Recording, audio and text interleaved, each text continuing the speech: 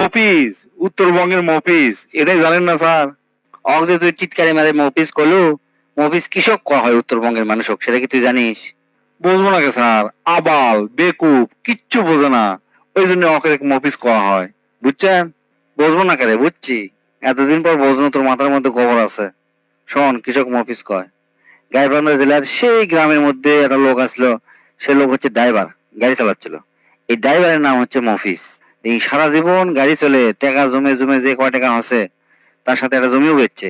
জমি বেচার পরে সব টাকা একসাথে করে কোনো মতে একটা ঢাকা রুটের একটা গাড়ি কিনছে, বুঝছো? বাস কিনে মানে নিজে এই গাড়ি ড্রাইভারি করে। তো এই গাড়ি ঢাকার যাওয়া আসা করে। গরিব মানুষ যারা আছে ঢাকার যায়, দিন মজুর, একের জন্য ভাড়া খুবই কম নিচ্ছিল, নিয়ে ঢাকা নিয়ে যাওয়া আসা করেছিল, বুঝছো? এই মফিজ গাড়ি চালাতে চালাতে মানে বুড়া হয়ে যায়, গাড়ি আর চালাতে পারে না। তখন করে কি, একটা ড্রাইভার ভাড়া লাই, ড্রাইভার লে ড্রাইভার দিয়ে গাড়ি চালানোর ব্যবস্থা করে। আর ওই করে কি, বাড়ির বসে থেকে হিসাব জিজ্ঞেস লাই। কিন্তু যখন ওই মফিজ গাড়ি চালাচ্ছিল, তখন তো গরিব মানুষ কম টাকাতে ঢাকাতে নিয়ে যাচ্ছিল। কিন্তু ড্রাইভার নেওয়ার পর থেকে আর কম টাকা নেয় না।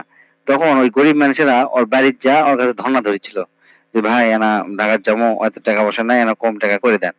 এই মফিজ করেছিল কি, সাদা কাগজত মফিজ লিখে দিচ্ছিল।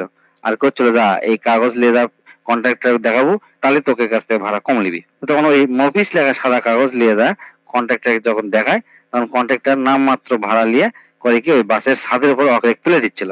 এই কন্ট্রাক্টর যখন ভাড়া হিসাব করা শুরু করে, তখন করে কি, বাসের নিচ থেকে ছাদের উপর যারা বসে আছে তাকে চিল্লি চিল্লি করছিল, এ মফিজ কয়জন আছো হাত তোল, মানে যাকে হাতে ওই সাদা কাগজত মফিজ লেখা আছে তাকে কথা করছিল।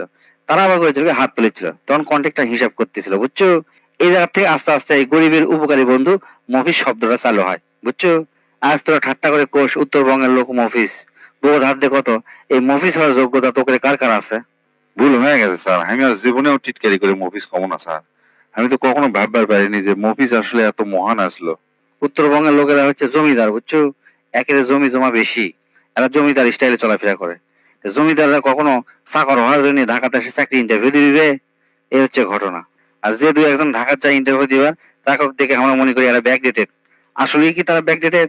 আর যাকে মন মানসিকতা ইনকা, যারা মনে করে ব্যাকডেটেড, তারা কি খুব আপডেটেড?